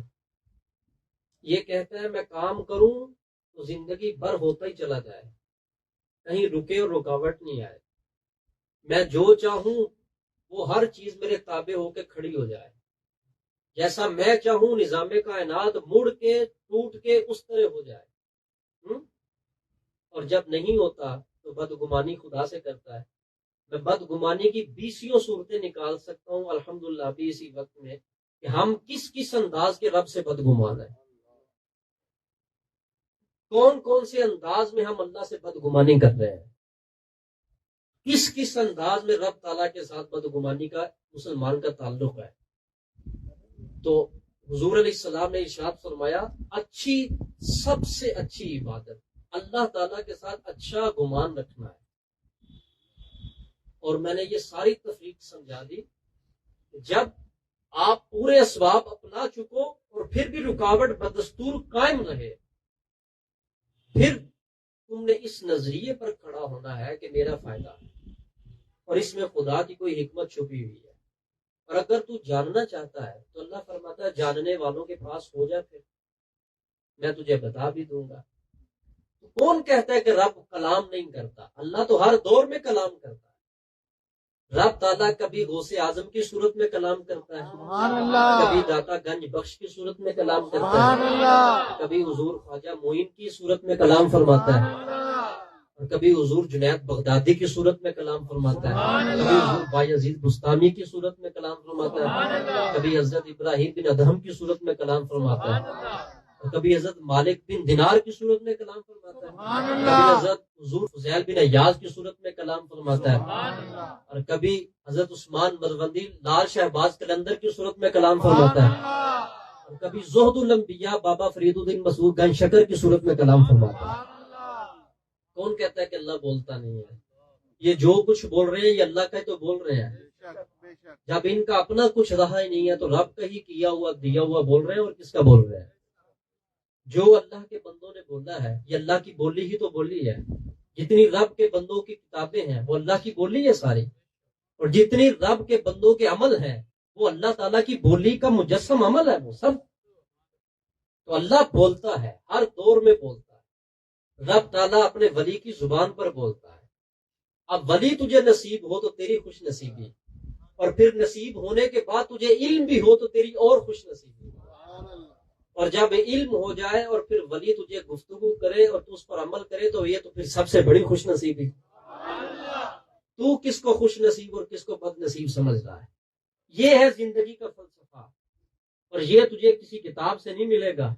فلٹر ہوتے ہوئے وہ علوم جو رب اتارے اپنے بندوں کے سینے پر، اور جس بندے کا سینہ شیشہ ہو جائے، اللہ تعالیٰ اپنی اس مخلوق کے لیے اور اپنے بندوں کی رہنمائی کے لیے کسی ایک کا سینہ اللہ اس قدر صاف فرما دیتا ہے، اللہ رب العزت کا کلام اس پر اترتا ہے، اور جب اللہ کا کلام اترتا ہے تو بندوں کی رہنمائی رب کر رہا ہوتا ہے۔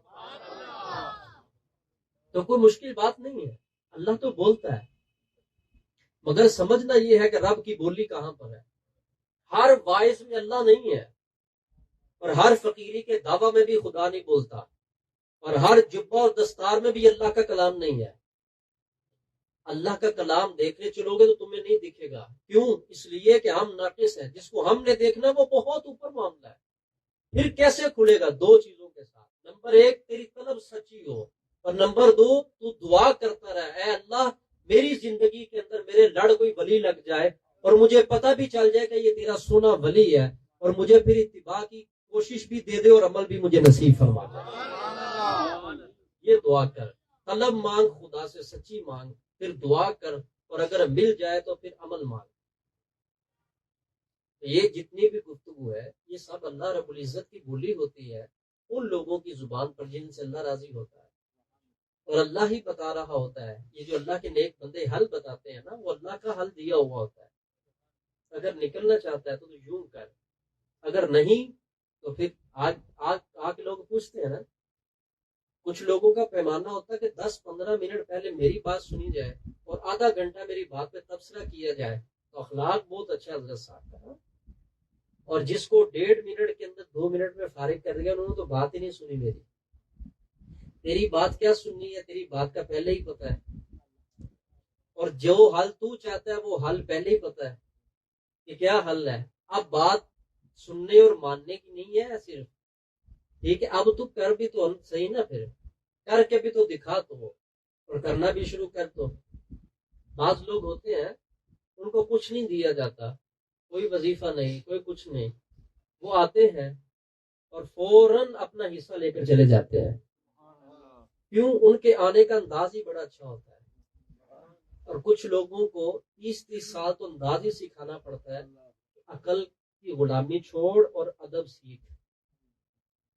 تو ان کو انداز سکھانے میں جو اتنا ٹائم لگ گیا تو وہ ریس کرتا ہے ان لوگوں کی کہ جو 10 دن کے اندر اٹھا گئے۔ وہ تیار تھا، تجھے کرنا پڑا ہے، اس بات کو مان۔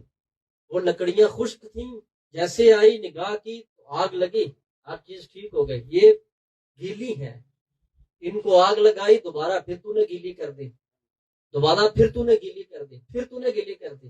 تو ختم تو ہونا چاہ ہی نہیں رہا، تو ٹوٹنا ہی نہیں چاہ رہا۔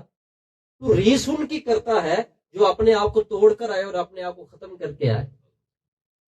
تو اس لیے بڑے بڑے ایسے لوگ ہیں جو ایک قدم رکھتے ہیں کسی ولی کے دربار پر تو اتنا حصہ اٹھا کر لے آتے ہیں۔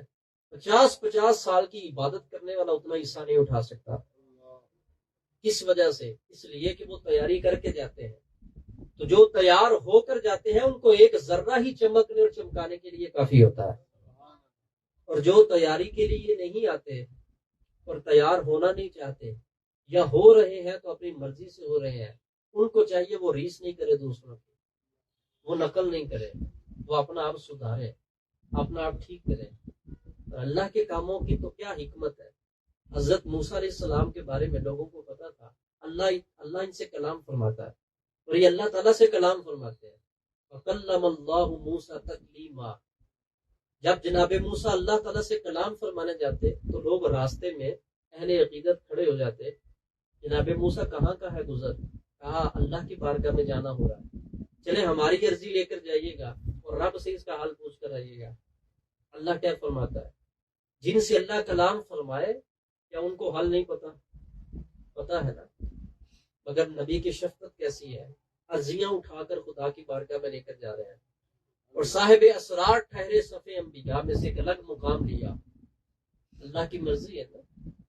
جناب موسیٰ علیہ السلام نے دو بندوں نے کہا، ایک نے کہا اللہ کی بارگاہ کے اندر جا کر یہ عرضی پیش کریے گا، اے میرے مولا تو مجھے دنیا کا اتنا مال دے رہا ہے، مجھے اتنا مال نہیں چاہیے. اتنا مال، سونا چاندی جانور بہت کچھ ہے میرے پاس، مجھے اتنا کیا کرنا ہے، میں نے اتنا مال نہیں لینا. ایک یہ عرضی لی، اور دوسرا آگے بیٹھا ہوا تھا، بدن پہ کپڑا نہیں ہے، منہ کے اوپر مٹی لگی ہوئی ہے، حال اندر کا بھی برا ہے اور باہر کا بھی برا ہے. اور اللہ کے نبی کے ساتھ ہم کلام ہونے لگا. اے موسیٰ اللہ سے جا کے کہنا میرے اوپر بھی کوئی نظر کرے، میری بھی رحمت کرے، میرے بیڑے کے اندر بھی کوئی رحمت اترے، میں تو اجڑ گیا ہوں، کوئی شے پلے نہیں میرے. اللہ سے کہنا میرے اوپر بھی کرم ہو جائے. جناب موسیٰ نے دونوں کی عرضیاں اٹھائیں اور مسکرائے بھی. مسکرانا علم کی علامت ہے. مسکرائے اور اللہ کی بارگاہ میں چلے گئے. اللہ تعالیٰ نے یہ پوچھا تو حضرت موسیٰ نے عرضیاں پیش کی. اللہ نے فرمایا وہ جو پہلا کہہ رہا تھا کہ مال بڑا ہے اور میں اتنا لینا نہیں چاہتا، اس کو جا کر کہو کہ تو شکر کم کیا کر، ہم مال کم کر دیں گے. تو شکر ایسا کرتا ہے کہ ہمیں تیرا شکر پسند ہے، اس لیے میں کیسے نعمتیں روکوں اپنی. تو میرا شکر ادا کرتا ہے اور میرے وعدے تو سچے ہیں. میں نے جو کہا ہوا کہ میں شکر گزاروں کو بھرتا ہوں اور بھر بھر کے دیتا ہوں، اور جو میرا شکر ادا کرتا ہے. لیکن بات تو پھر وہیں آ گئی نا، شکر کہتے کس کو ہے، سیکھنا یہ ہے. شکر کیا ہوتا ہے یہ سیکھنا ہے. یہ تو ہمیں پتا ہے کہ شکر کرنے والے کو اللہ، لیکن وہ شکر کیا اپنی مرضی سے اور ملا پھر بھی نہیں. اور شک کیا تو نے اللہ تعالیٰ کی عطا کے اوپر نہیں. شک کر بلکہ یقین رکھ اپنی لا علمی پر کہ اللہ نے فرمایا تھا شکر ادا کر، اور مجھے تو شکر کا پتہ ہی نہیں ہے شکر کیا ہے. اسی لیے میں نے پچھلے محفل میں بھی کہا یہ میرے حضور کا موسم چل رہا ہے، تو کشف المحجوب کھو، تجھے پتہ چل جائے گا شکر کس کو کہتے ہیں. تجھے اللہ کا بندہ جب راز اور پردے اٹھا کے بتائے گا نا یہ شکر ہے، پھر اس کے بعد تجھے زیادہ نہ ملے تو پھر بات کرنا. اس کے بعد تیری بات رہ نہیں جائے گی، تیری زبان کھلے گی نہیں. کیوں؟ اس لیے کہ تو شکر ادا کر چکا ہوگا، اور جب تو شکر ادا کر چکا ہوگا تو پھر رب تجھے عطا بھی کرے گا. اور یہ نہیں کہ جو تو مانگے گا وہ، اللہ تیرے لیے جو بہتر سمجھے گا وہ. تو روٹی کے لیے شکر کرتا رہے اور وہ تجھے اپنے ولی کا در دے دے، اور تو پھر بھی ناراض رہے اس بات کے اوپر کہ میں شکر ادا کرتا رہا، مجھے روٹی تو ملی نہیں ہے. بھائی آج تک تو اس ہستی کے پاس جاتا ہے، تجھے ملا کیا ہے؟ یہ سوال ہوتا ہے نا لوگ کا. تو میں لے کر گیا تھا دنیا کا کام، اللہ نے دے دیا مجھے اپنا اور آخرت کا کام. جا بندے میں نے تجھے اپنی ذات عطا کرنے کا اتنا بڑا وسیلہ دے دیا. تو لینے آیا تھا روٹی، میں نے تجھے اتنا بڑا رزق دے دیا جو کبھی بھی فنا نہیں ہوگا. تو لینے آیا تھا اپنے در کا مسئلہ کہ میرا جسم بیمار ہے، مجھے تکلیف ہے، مجھے فلاں پریشانی، مجھے فلاں پریشانی. تو ٹھہر گیا، رب نے تجھے بڑی نعمت دے دی. تو شکر ادا کر. اللہ نے یہ نہیں فرمایا کہ تو شکر ادا کرے گا تو تیری مرضی کی چیز دوں گا. فرمایا مرضی پھر بھی میری ہوگی، کیونکہ تجھے پتہ ہی نہیں ہے کہ تجھے کتنا اور کیا چاہیے، اور تیرے لیے فائدہ کس میں ہے تجھے نہیں پتا، مجھے پتا ہے. تیرا کام ہے شکر ادا کرنا، میرا کام ہے زیادتی کرنا، زیادہ دینا. اور زیادہ میں کس میں دوں گا وہ بھی میری مرضی ہے، وہ تیری مرضی نہیں ہوگی. اس کے اندر انسان نے کیا کچھ مانگا ہوتا ہے، ملتا کیا ہے؟ ہاں لوگ یہاں پر آتے ہیں، میں آج کل کی چھوٹی سی بات عرض کر دوں، لوگ یہاں پر آتے ہیں اپنی دنیا کے لیے، اور جب یہاں سے اٹھتے ہیں ان کو اللہ بھی مل چکا تھا، اللہ کا رسول بھی مل چکا ہوتا ہے،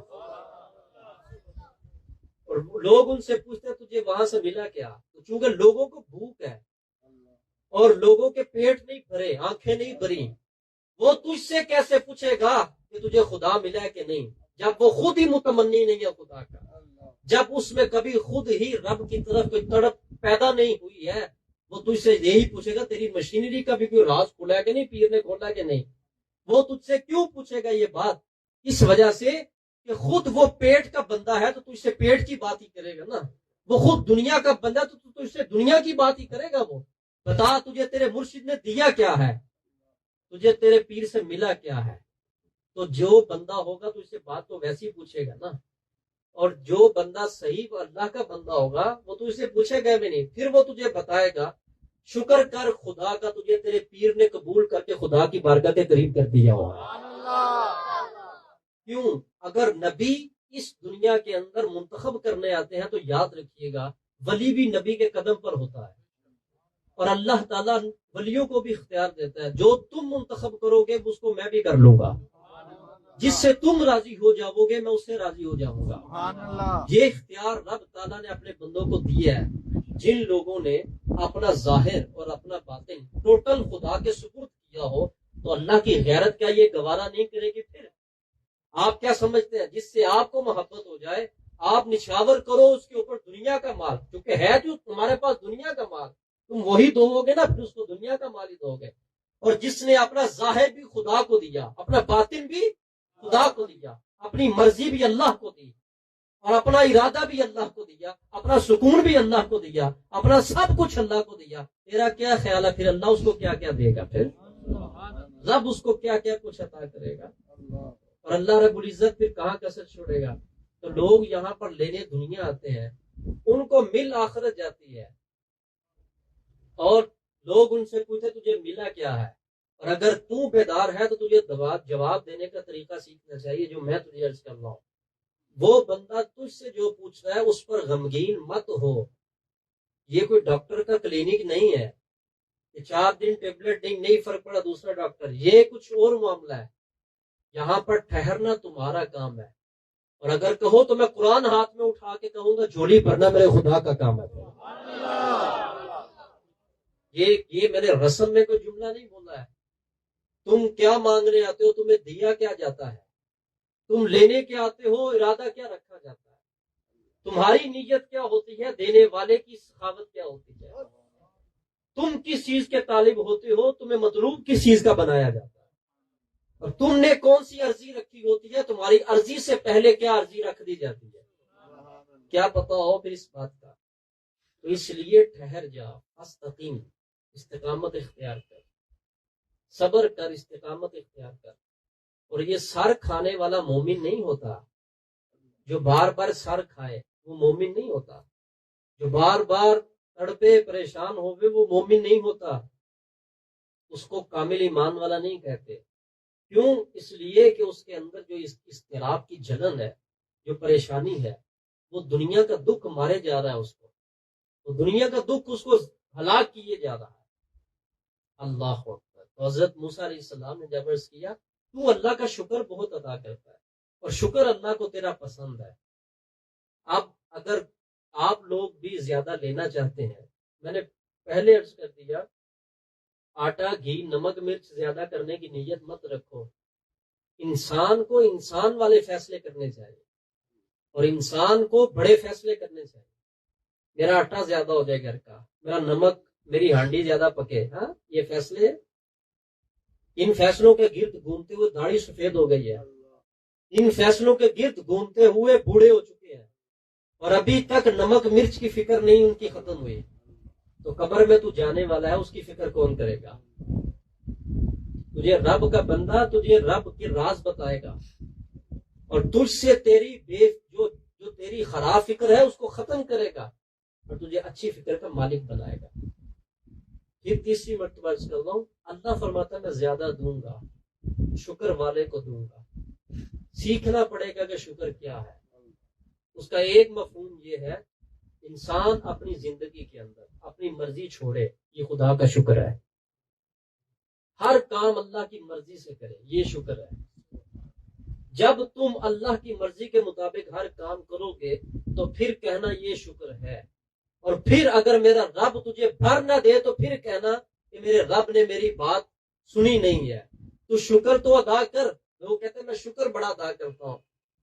نہیں، تجھے شکر جو سمجھایا نا معاشرے نے وہ شکر اور ہے، اور جو شکر اللہ کو چاہیے وہ اور ہے. وہ شکر یہ ہے جو میں عرض کر رہا ہوں آپ کو. آپ اللہ کی مانو، یہ شکر ہے رب کا.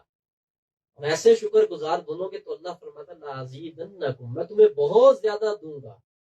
اور یہاں پھر بھی اللہ نے مرضی اپنی کی کہ میں اپنی مرضی سے دوں گا، اور جو دوں گا میں اپنی حکمت سے دوں گا. کہو سبحان اللہ. یہ ہے وقت بولنے والا. سبحان اللہ. میں نے لوگوں کے گھر بھرے ہوئے دیکھے نعمتوں کے ساتھ، مگر ان کی غفلت اس قدر ہے ان کو پتہ ہی نہیں کہ یہ بھی نعمت ہوتی ہے. کوئی ٹائم ایسا ہوتا ہے کہ جس ٹائم کے اندر اجابت کی ساعات سر پہ کھڑی ہوتی ہیں، قبولیت کی گھڑیاں سر کے اوپر کھڑی ہوتی ہیں.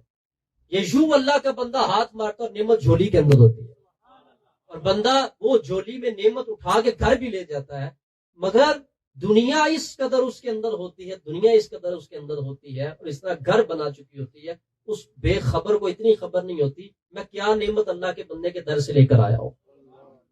اور اللہ تعالیٰ غافل کے پاس اپنی نعمت رہنے نہیں دیتا، اور اگر رکھنے کا فیصلہ کر لے تو پھر اللہ غفلت پہلے دور فرماتا ہے. یہ اللہ کی شان ہے. کسی غافل کے پاس خدا اپنی نعمت نہیں لینے دیتا، اور اگر اس کا فیصلہ ٹھہر جائے کہ دینی ہے اور رکھنی بھی ہے پھر اللہ غفلت پیچھے کرتا ہے. فَاسْأَلُوا أَهْلَ الذِّكْرِ إِن كُنتُمْ لَا تَعْلَمُونَ. تمہیں نہیں پتا تو تم ان کے پاس جایا کرو جن کو میں نے علم دیا ہوا ہے. مطلب یہ ہے کہ تم وہ لوگ لا تعلمون، کون سا درجہ ہے؟ غفلت کا، لا علمی کا.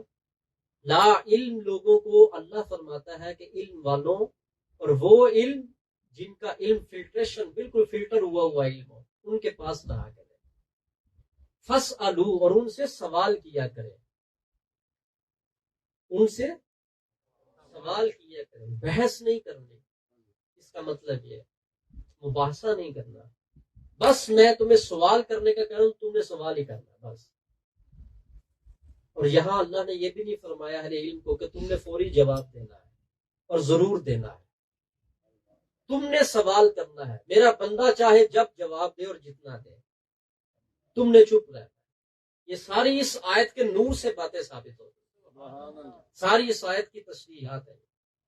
تو دوسرا بندہ جس کا جسم ننگا، منہ پہ مٹی، حالت یہ دیکھ کر بعض لوگوں کو ترس بہت آتا ہے نا، اس کو ہم نے تو ایسا نہیں بنایا. اس میں بھی رب کی حکمت ہے. جب حضرت موسیٰ اس کے پاس گئے تو اللہ تعالیٰ نے فرمایا موسیٰ اس کو جواب یہ دینا تو میرا شکر نہیں ادا کرتا، اس لیے میں تجھے دیتا بھی نہیں. جب حضرت موسیٰ علیہ السلام پہلے کے پاس گئے، تیرا شکر خدا کو پسند ہے. وہ فرماتا ہے اگر نعمت کم لینا چاہتا ہے تو شکر کم کیا کر. تو شکر کم کرے گا تو میں نعمت کم کر دوں گا، اور اگر تو شکر بھی زیادہ رکھے تو میں نعمت کیسے کم کروں؟ میں اپنے وعدے کے خلاف نہیں کرتا. دوسرے کو جواب دیا تو اللہ کا شکر ادا نہیں کرتا. اب جو اندر تھا وہ باہر آیا. اس نے کہا کس بات پر شکر ادا کروں؟ اب سمجھ آئی خدا کی حکمت. کس بات کا شکر ادا کروں جب بدن پہ قمیص بھی نہیں ہے، جب کھانے کو ڈھنگ کی روٹی کوئی نہیں ہے، جب ہے ہی کچھ نہیں میرے پاس، تو شکر موسیٰ کس بات کا ادا کروں؟ میں سب کو کہوں گا کہ توجہ کرو. اللہ جس کو جہاں رکھتا ہے اللہ تعالیٰ کے فیصلوں پہ کبھی بولا نہ کرو. جس کو رب نے غربت میں رکھا ہے اس کا کوئی بڑا ہی گہرا فیصلہ ہے. جس کو اللہ نے امیری میں رکھا ہے اس میں بھی رب تعالیٰ کی کوئی بہت بڑی حکمت ہے، بہت بڑی حکمت ہے.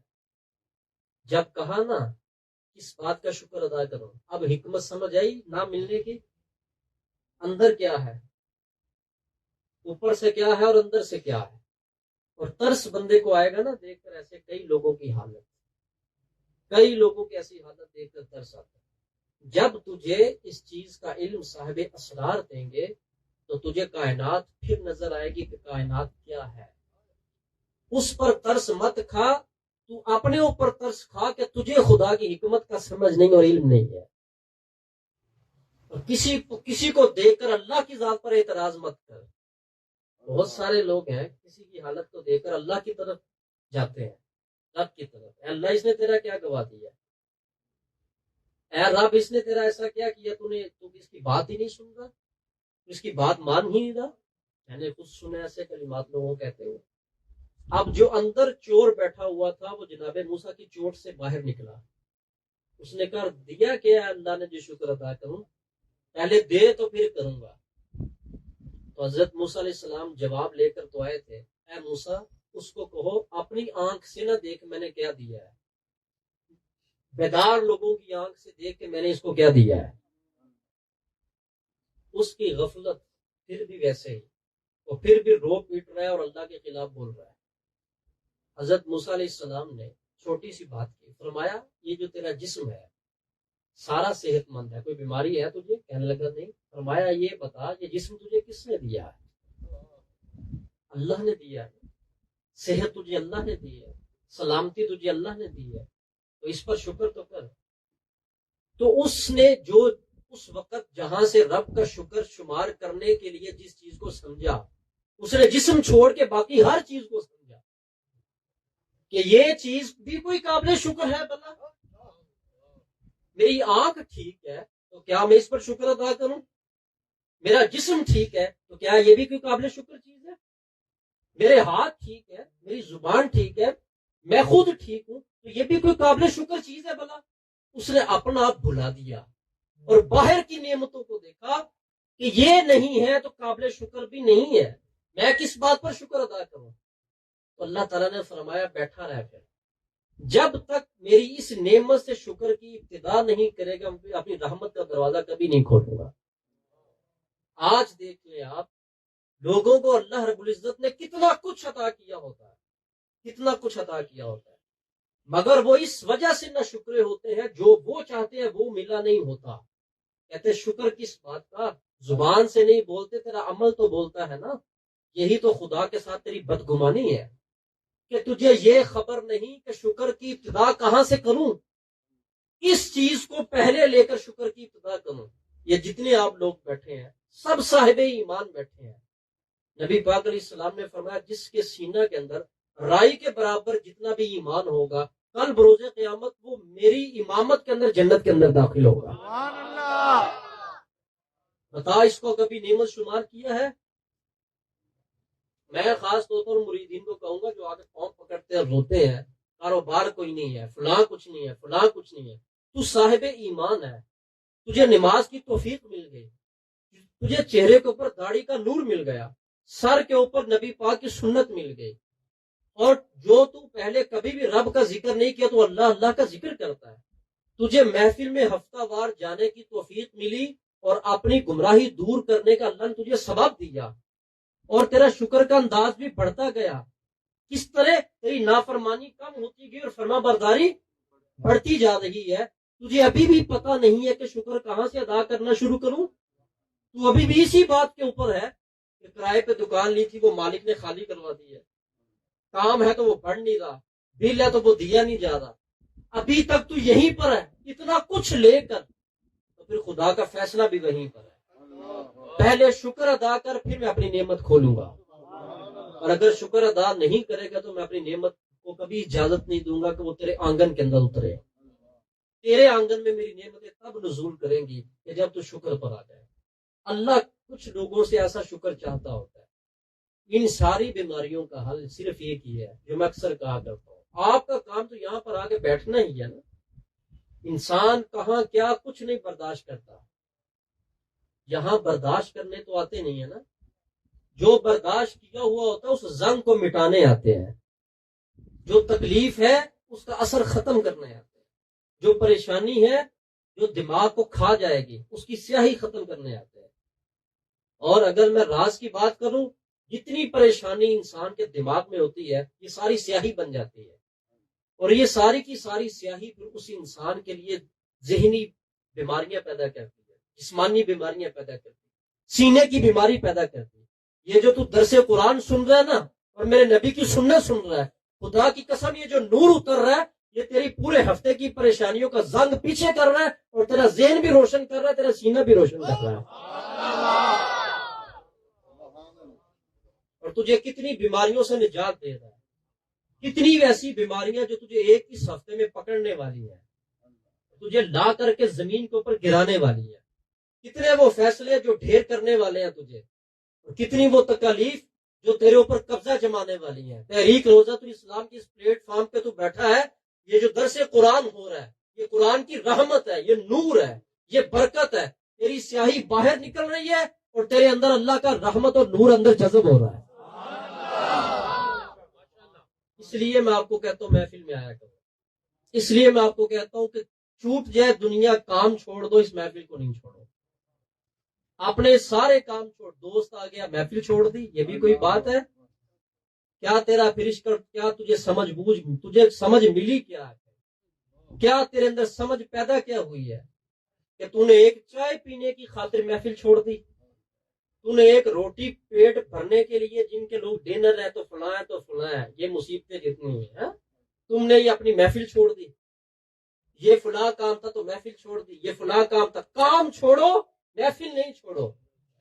کاموں کو آج سے خبردار کرو کہ مجھے ہفتہ والا دن اس ٹائم کے اندر تحریک روزۃ الاسلام کے پلیٹ فارم پر جانا ہے اور پورے ہفتے کا نور اکٹھا کر کے لے کر آنا ہے۔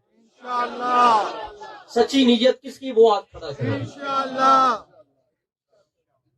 سب کی ہے ماشاءاللہ۔ سینوں کی کتنی بیماریاں، اگر یقین ہے نا، سینوں کی کتنی بیماریاں خروج کر رہی ہیں اور اندر نور داخل ہو رہا ہے، دماغ کا کتنا بوجھ نکل رہا ہے، اٹھایا جا رہا ہے۔ اور اگر کسی کو میری بات سے بذات خود کہ میں ہوں، جن کو اتفاق ہے وہ تو بولیں گے، اور جن کو اگر اس بات کا نشہ ہے، کوئی اس کا حوالہ دیا جائے، کہیں یہ کوئی ایسی باتیں تو نہیں، تو حوالہ یہ ہے مسلم شریف کی حدیث کے اندر، حدیث کا خلاصہ یہ ہے کہ جہاں پر اللہ فرماتا ہے میرا ذکر ہوتا ہے، میرے فرشتے آ کر وہاں پر پروں کے ساتھ اس محفل کو ڈھانپ لیتے ہیں، اور جب فرشتہ ڈھانپے گا تو اندر سے نور نکلے گا، اللہ کی رحمت نکلے گی، اور فرشتہ اللہ تعالیٰ کی مرضی کے بغیر کوئی کام نہیں۔ جہاں فرشتے ہیں سمجھ لو وہاں پر اللہ کی رحمت ہے، اور جہاں پر الحمدللہ میں کہہ سکتا ہوں یہ بہت پاکیزہ محفل ہے۔ کیوں؟ اس لیے یہاں پر آنکھیں بھی روشن ہوتی ہیں، سینے بھی روشن ہوتے ہیں، ایمان بھی صاف ہوتے ہیں، ایمان کی کمزوریاں بھی دور ہوتی ہیں، پچھلی زندگی سے انسان ناراض ہوتا ہے اور آنے والی زندگی کو سینے سے لگانے کا جذبہ پیدا ہوتا ہے۔ سبحان اللہ، الحمدللہ۔ کتنے نوجوان اپنی زندگیوں میں انقلاب برپا کر چکے ہیں، اور گھروں کے اندر کتنے بیٹھی ہوئی خواتین اپنی زندگیاں پلٹ ڈالی اور اپنی پچھلی زندگی کو مڑ کے دیکھنے کے لیے تیار نہیں ہے۔ وہ جو کچھ تھا وہ سب کچھ گمراہی تھی، پریشانی تھی۔ اب جیسے ہی انہوں نے اس زندگی کا رخ دیکھا تو اب ان کو یہ زندگی بھلی لگنے لگی۔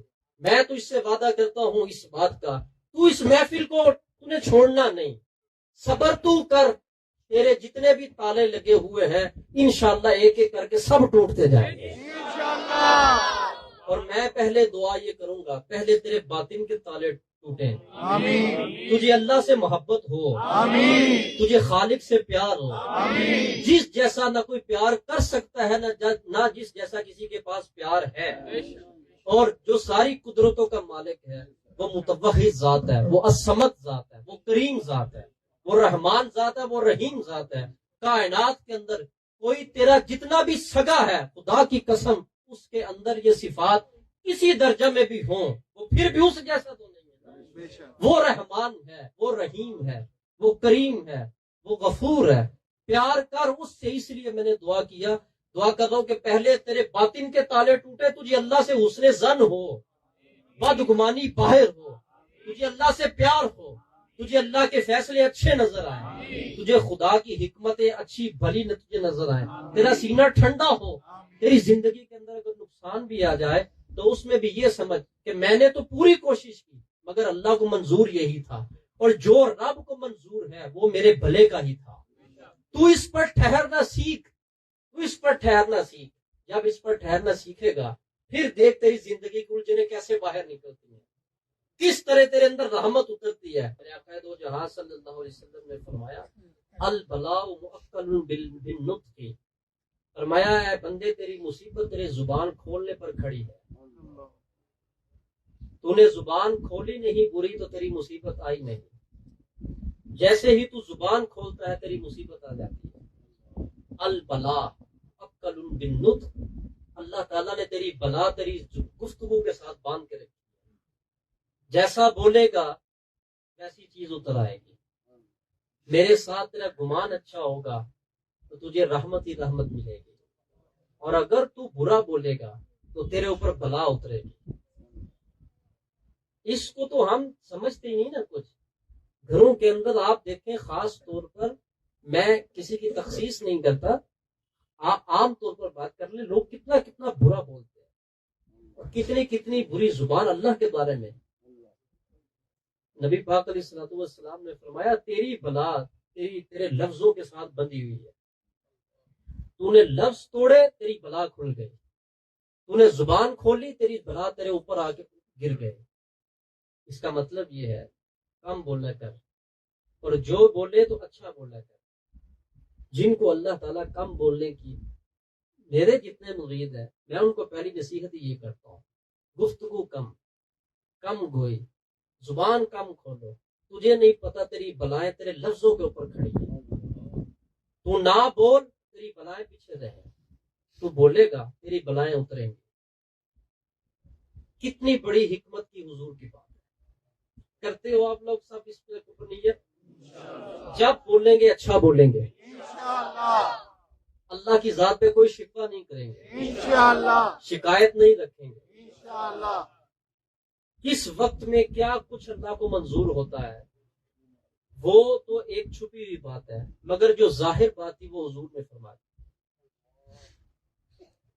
تیسری مرتبہ کہ تیری بلائیں تیری زبان پر ہے. بہت سارے لوگ آنا جانا ان کا لگا ہوا ہے مگر زبان پر گرفت نہیں.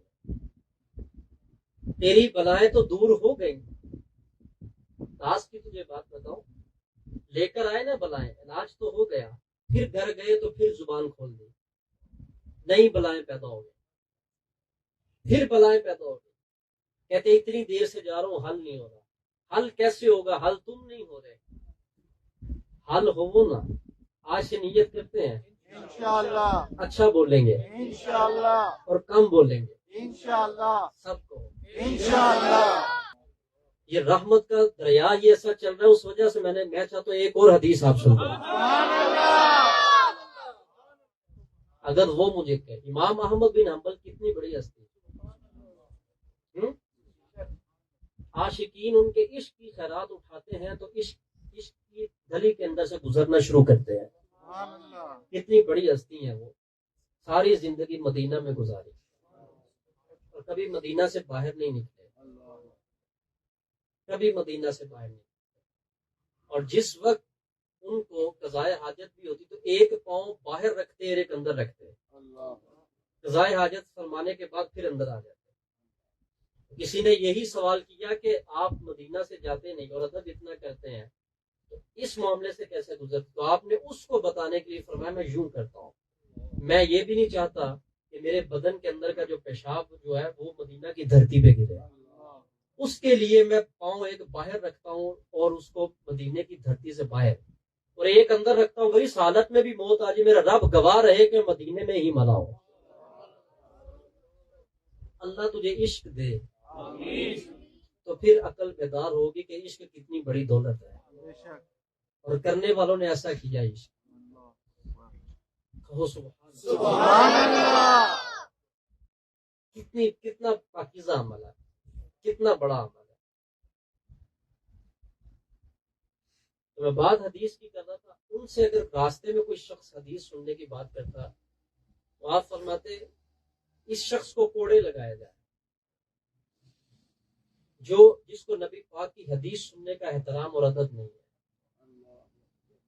یہ چلتے چلتے ہوئے گلی کے اندر پھرتے پھرتے مجھ سے حضور کی حدیث سن رہے ہیں. ایسے شخص کو کوڑے لگائے جانے چاہیے.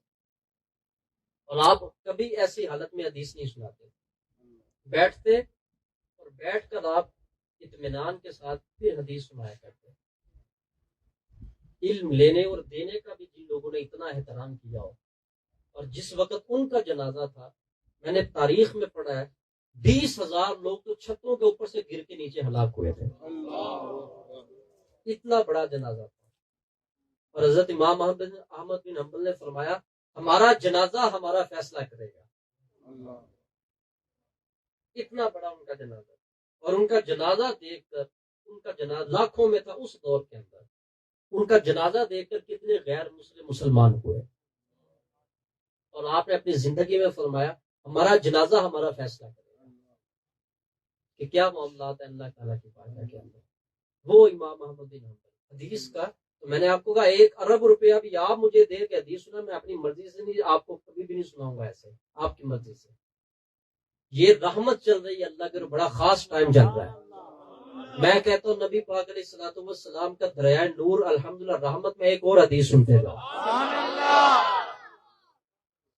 آقا کریم علیہ السلام نے ارشاد فرمایا الصمت حکمت، خاموشی حکمت ہے، وقلیل فاعلہ، اور اس حکمت کو اپنانے والے بہت ہی تھوڑے ہیں.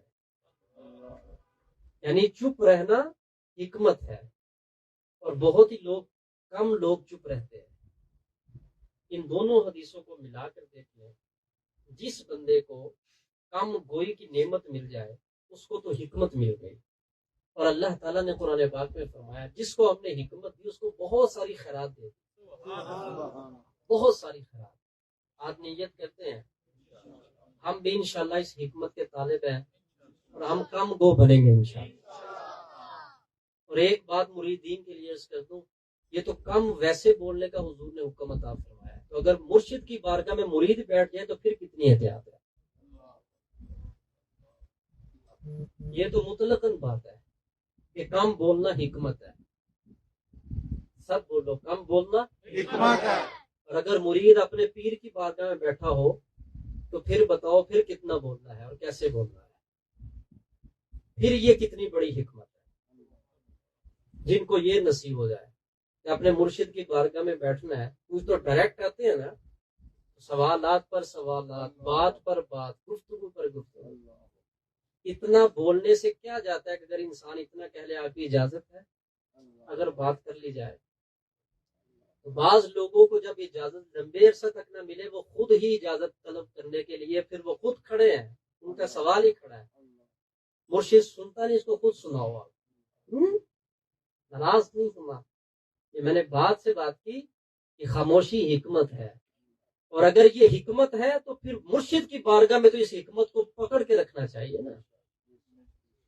یہ تو عام لوگوں کے اندر اتنی بڑی بات سرکار نے فرمائی. آج جتنی بھی خیرات نور کی تقسیم ہوئی ہے، علم کی خیرات، اور یہ آپ کی روحانی، جسمانی، بدنی، شعوری، فکری جتنی بھی راہیں ہیں انسان کی، ان کا حل اس گفتگو کے اندر الحمدللہ موجود ہے. جا کر اس گفتگو کو ہم سماعت کریں گے انشاءاللہ، بار بار سنیں گے، اس پر عمل بھی کریں گے.